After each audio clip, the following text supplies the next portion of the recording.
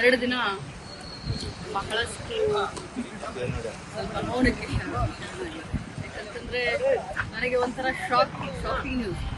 ಯಾವತ್ತೂ ಕೂಡ ಯಾರ ಕಡೆಯಿಂದ ಸರಿದ್ರು ಅಂತ ಅನಿಸ್ಕೊಂಡಿಲ್ಲ. ಯಾಕಂದ್ರೆ ಅನ್ಯಾಯದ ವಿರುದ್ಧ ಹೋರಾಟ ಮಾಡಿಕೊಂಡೆ ಇಲ್ಲಿವರೆಗೆ ಬಂದಿದ್ದೀನಿ. ನನ್ನ ಕರಿಯರ್ ಏನು ರೆಡ್ ಕಾರ್ಪೆಟ್ ಏನಿಲ್ಲ, 26 ವರ್ಷ ಸಂಘರ್ಷ ಮಾಡಿ ಬಂದಿದ್ದೀನಿ.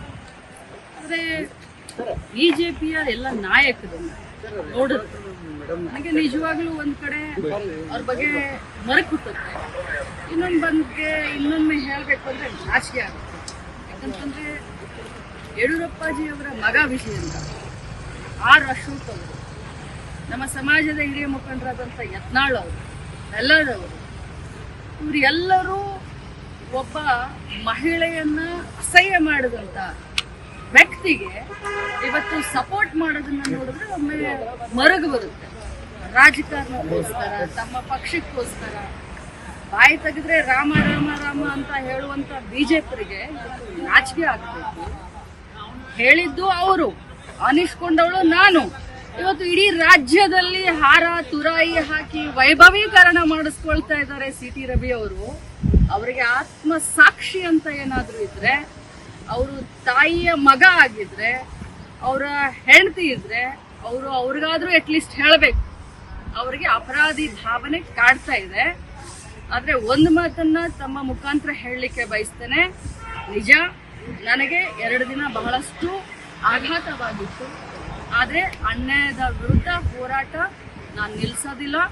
ಮತ್ತೆ ನಾನು ಸಭಾಪತಿಯವರಿಗೆ ಮನವಿಯನ್ನ ಕೊಡ್ತೀನಿ. ಯಾಕಂತಂದ್ರೆ ಅವರು ತಮ್ಮ ಮಾಧ್ಯಮದಲ್ಲಿ ನೋಡಿದ್ದೀನಿ, ಅವ್ರು ಹೇಳಿದ್ದಾರೆ, ಇವತ್ತು ಬೆಳಗ್ಗೆ ಹೇಳಿದ್ದಾರೆ, ನಿನ್ನೆ ಹೇಳಿದ್ದಾರೆ, ನಮ್ಮ ಸದನದಲ್ಲಿ ನಮ್ಮ ಏನು ರೆಕಾರ್ಡಿಂಗ್ ಇದಿರುತ್ತೆ ಅದು ಮ್ಯೂಟ್ ಆಗಿತ್ತು, ನನಗೆ ಬರಲಿಲ್ಲ, ಆದ್ರೆ ಮಾಧ್ಯಮದಲ್ಲಿ ಇದೆ ಅಂತ ಹೇಳಿದ್ದಾರೆ. ನನ್ನ ಹತ್ರ ಕೂಡ ಸಾಕ್ಷಿ ಇದೆ, ನಾನು ಕೂಡ ಸಾಕ್ಷಿಯನ್ನ ರಿಲೀಸ್ ಮಾಡ್ತೀನಿ.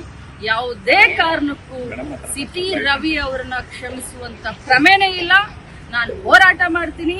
ಇಡೀ ಮಹಿಳಾ ಕುಲಕ್ಕೆ ಏನು ಅವರು ಇವತ್ತು ಅನ್ಯಾಯ ಮಾಡಿದ್ದಾರೆ, ಈ ಪದವನ್ನ ಬಳಸಿದ್ದಾರೆ, ಅವರಿಗೆ ಶಿಕ್ಷೆ ಆಗುವವರೆಗೂ ಈ ಲಕ್ಷ್ಮೀ ಹೆಬ್ಬಾಳ್ಕರ್ ಸುಮ್ಮನೆ ಕೂರೋದಿಲ್ಲ ಅಂತ ಹೇಳಲಿಕ್ಕೆ ಬಯಸ್ತಾರೆ. ಸಭಾಪತಿಯವರಿಗೆ ಮನವಿ ಮಾಡ್ತೀನಿ, ಮಾನ್ಯ ಮುಖ್ಯಮಂತ್ರಿಗಳಿಗೆ ಮನವಿ ಮಾಡ್ತೀನಿ. ಏನು ಪೊಲೀಸ್ ತನಿಖೆ ಆಗಬೇಕು ಆದಷ್ಟು ಬೇಗ ಆಗಬೇಕು. FSL ರಿಪೋರ್ಟ್ ಬರಬೇಕು. ಅವ್ರು ಏನೇನು ಇವತ್ತು ಇಡೀ ರಾಜ್ಯದ ಎದುರುಗಡೆ ಇವತ್ತು ಸಿ.ಟಿ. ರವಿ ಅವರು ಒಂದು ದೇವರು ಅನ್ನುವಂತ ಏನೊಂದು ಪೋರ್ಟ್ರೇಟ್ ಮಾಡ್ತಾ ಇದ್ದಾರೆ ಬಿಜೆಪಿ ಅವರು, ಅದು ಅವರ ಮುಖವಾಡ, ಗೋಮುಖ ವ್ಯಾಘ್ರಗಳು ಇವರೆಲ್ಲ. ಒಬ್ಬ ಮಹಿಳೆಯನ್ನ ಒಂದು ಸದನದಲ್ಲಿ ಈ ಮಟ್ಟಕ್ಕೆ ಮಾತಾಡಿದ್ರೆ ಅದನ್ನ ಅವರ ಬೆನ್ನಿಗೆ ನಿಂತ್ಕೊಳ್ತಾರೆ, ಪ್ರಶಂಸೆ ಮಾಡ್ತಾರೆ.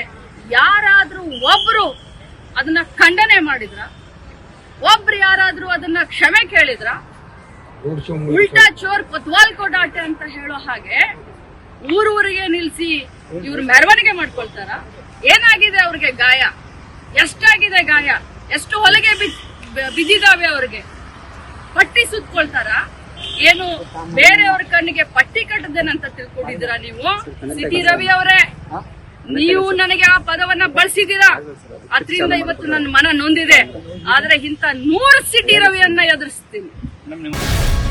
ಗ್ಯಾರಂಟಿ ನ್ಯೂಸ್, ಸುದ್ದಿ ಖಚಿತ, ನ್ಯಾಯ ನಿಶ್ಚಿತ.